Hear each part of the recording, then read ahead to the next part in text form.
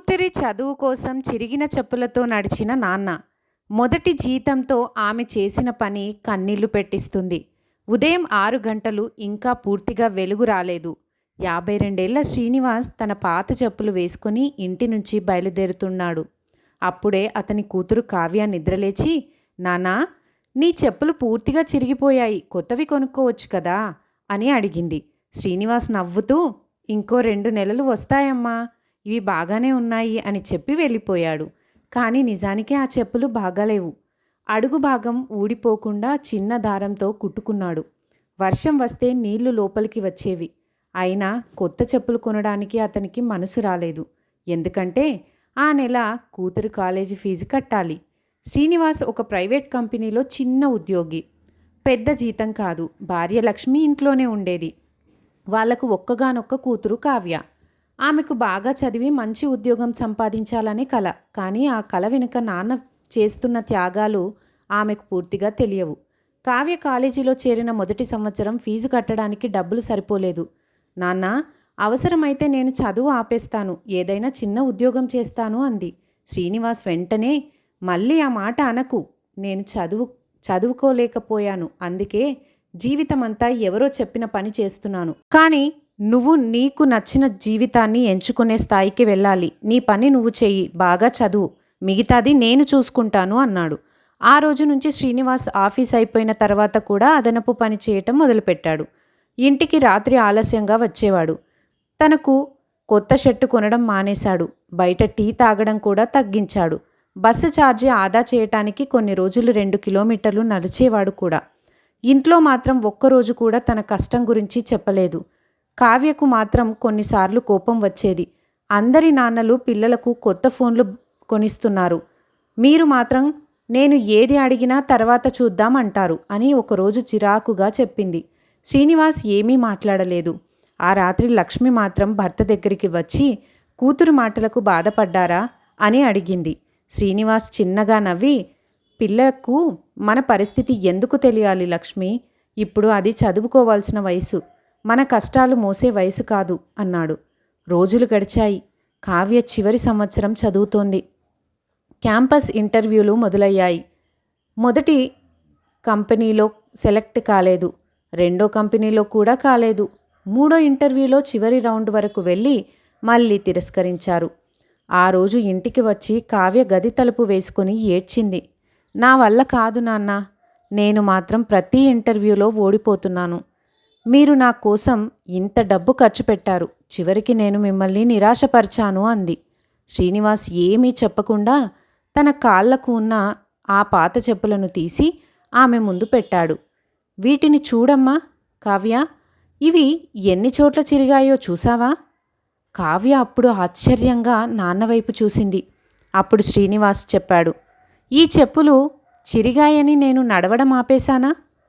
దారం కట్టుకుని మరీ నడిచాను కదా, ఎందుకంటే నేను చేరాల్సిన చోటు ఇంకా రాలేదు. అలాగే జీవితంలో ఒక అవకాశం పోయిందని ప్రయాణం ఆపకూడదమ్మా.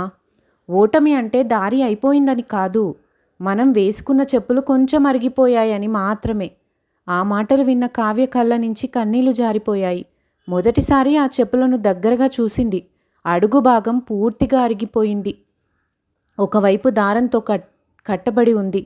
నాన్నా, ఇన్ని రోజులుగా వీటితోనే ఆఫీస్కి వెళ్తున్నావా అని ఏడుస్తూ అడిగింది.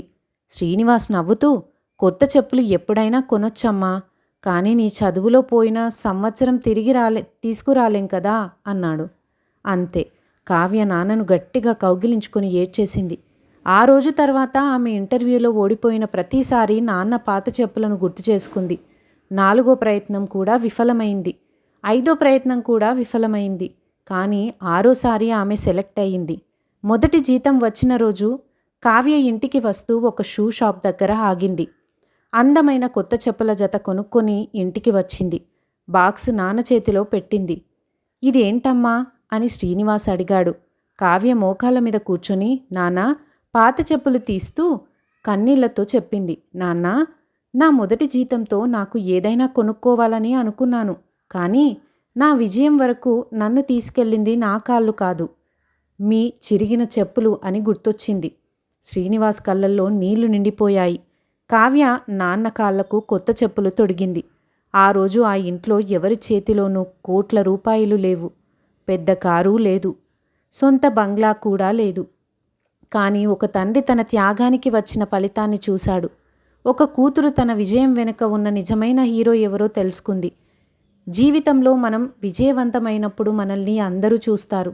కానీ ఆ విజయానికి ముందు మనం పడిపోయినప్పుడు చేయి పట్టిన వాళ్ళు, మన కోసం తమ అవసరాలను వదులుకున్న వాళ్ళు, మనకు తెలియకుండా మన కలల కోసం కష్టపడిన వాళ్ళు చాలా అరుదుగా కనిపిస్తారు. అందుకే మీ జీవితంలో కూడా మీకోసం చిరిగిన చెప్పులతో నడిచిన ఒక నాన్న ఉన్నా, తన కోరికలు చంపుకొని మీకోసం బతికిన ఒక అమ్మ ఉన్నా, వాళ్లకు మీరు ఇవ్వగలిగే గొప్ప బహుమతి డబ్బు కాదు, మీరు ఓడిపోయినప్పుడు ప్రయత్నం ఆపకుండా మళ్ళీ లేవడం. ఎందుకంటే మీ విజయం కోసం మీరు ఒక్కరే కలలు కనడం లేదు. మీ వెనుక మీకంటే ఎక్కువగా మిమ్మల్ని నమ్మిన 2 కళ్ళు కూడా ఎదురు చూస్తూ ఉండొచ్చు. ఫ్రెండ్స్, మనం జీవితంలో ఎంత ఎత్తుకు ఎదిగినా మన కోసం తమ కోరికలను పక్కన పెట్టిన అమ్మా నాన్నలను మాత్రం ఎప్పటికీ మర్చిపోకండి. మనకు కొత్త బట్టలు కొనించడానికి వాళ్ళు పాత బట్టలతోనే ఉండి ఉండవచ్చు. మన చదువు కోసం వాళ్ళ అవసరాలను వదులుకొని ఉండవచ్చు. మన ముఖంలో చిరునవ్వు చూడటానికి వాళ్ళు బాధను మనకు తెలియకుండా దాచుకుని ఉండవచ్చు. అందుకే ఈరోజు మీ జీవితంలో మీకోసం కష్టపడిన అమ్మా నాన్నలు మీ పక్కనే ఉంటే ఒక్కసారి ప్రేమగా మాట్లాడండి. మీరు నా కోసం చేసిన ప్రతి త్యాగం నాకు విలువైనదే అని చెప్పండి. జీవితంలో ఓటములు వస్తే ప్రయత్నం ఆపకండి. ఎందుకంటే మీ విజయం కోసం మీకంటే ఎక్కువగా ఎదురు చూసే 2 కళ్ళు మీ వెనుక ఉండొచ్చు. మీ విజయం మీ ఒక్కరిది కాదు, మీకోసం ఎన్నో త్యాగాలు చేసిన వాళ్ళది కూడా. ఈ కథ మీ హృదయాన్ని తాకితే మీ అమ్మా నాన్నలను ప్రేమించే ప్రతి ఒక్కరికి షేర్ చేయండి.